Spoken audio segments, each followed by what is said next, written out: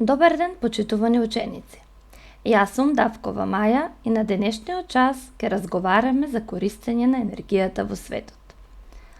Целите на денешниот час се примена, користење на стекнатото знаење за енергетските извори, вклучувајќи фосилни горива и обновлива енергија во однос на енергетските потреби на светот, критичко размислување за растот на побарувачката на енергијата во светот, да се развијат одржливи начини за да се одговори на оваа побарувачка со соодветна понуда. Ке се обидеме да одговориме на неколку прашања. Кои извори на енергија ги користиме најчесто? Кои видови на електрични централи постојат во нашата држава? Како и зошто се менува побарувачката на енергијата во светот? Кои делови од светот имаат најмала и најголема побарувачка за енергија? Кои видови на обновлива енергија ги користиме? Почитувани, знаеме дека за извршување на нашите секојдневни активности потребна ни е енергија. Таа енергија ја добиваме од храната. Секојдневно размислуваме, се движиме, одиме на училиште, извршуваме најразлични активности. Но исто така храната ни помага и во одржување на нашата телесна температура. Човекот уште од давнина се трудел да си ги олесни работите, па така користел наједноставни, прости, па и сложени машини кои што користат различни извори на енергија. Да видиме кои извори на енергија најчесто се користат на светско ниво.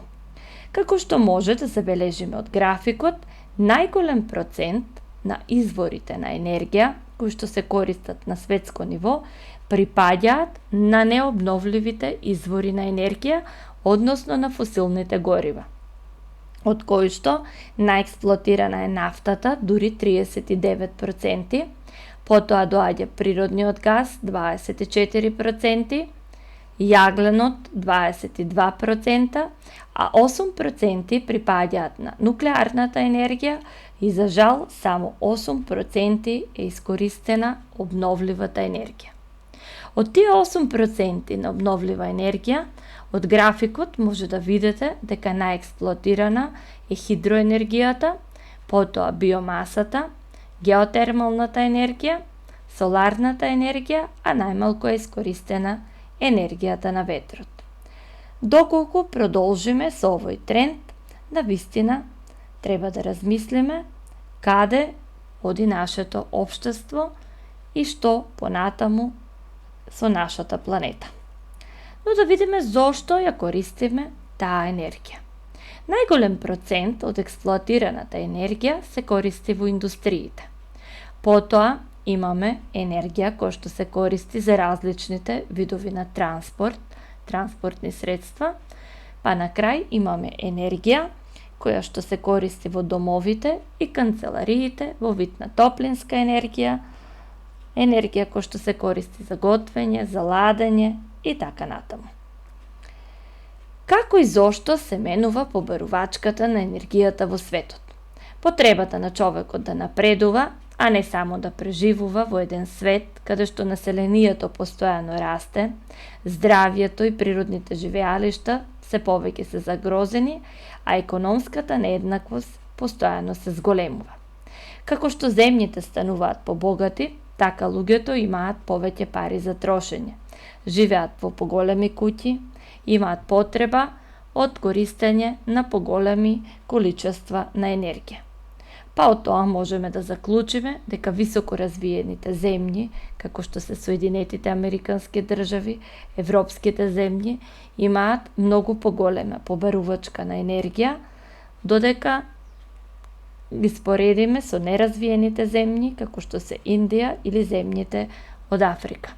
Од овој график може да видиме дека и понатаму најексплоатирана останува нафтата, па јагленот, па земјениот газ, додека најмало количество од експлоатираната енергија припаѓа на ветерниците и на нуклеарната енергија. Во нашата држава најголем процент од потрошувачката на енергија оди во електричната енергија, па затоа Овде имаме една мапа на која што се представени начините на кои што нашата држава се снабдува со електрична енергија. Најголем процент од електричната енергија во нашата држава припаѓа на термоцентралите, потоа имаме хидроцентралите и најмал процент за електричната енергија од ветерниците. Меѓутоа, овие количини на електрична енергија не ги задоволуват потребите, па нашата држава е принудена да увезува електрична енергија. Ученици, треба да се запрашаме што е тоа одржлив развој и што представува енергетската ефикасност. Енергетската ефикасност представува користење на помалку енергија, но не намалување на квалитетот на живот. Одржливиот развој представува рамнотежа меѓу користењето, употребата, штедењето и обновување на сите наши ресурси, како и разбирањето на идните генерации кои што доаѓаат во голема мера и нивното доаѓање ќе зависи од нашето делување. Одржливиот развој се темели на 3 столба: социјалниот, економскиот и еколошкиот аспект, кои што еден со друг се испреплетуваат и мора да бидат во тесна корелација. Клучните концепти на одржливоста се проткаени во оваа индијанска поговорка, која што вели: однесувај се добро кон земјата, таа не ти е дадена од родителите, таа ти е позајмена од твоите деца. Ние не ја наследуваме земјата од нашите предци, ние ја позајмуваме од нашите деца. Задоволувањето на потребите на сегашност, без да се загрозат потребите и правата на идните генерации. Заштитата на нашата природна средина, ефикасното користење на природните ресурси, подобрување на квалитетот на живот, правата и одговорностите, учеството и соработката, намалувањето на влијанието на градежниот процес се клучните концепти за одржливоста. За дома имате активност да размислете за начини за подобрување на енергетската ефикасност на училишната зграда. Земете ја во предвид енергетската потрошувачка за грејење, ладење, осветлување, потрошувачката на електричните апарати, водата и така натаму.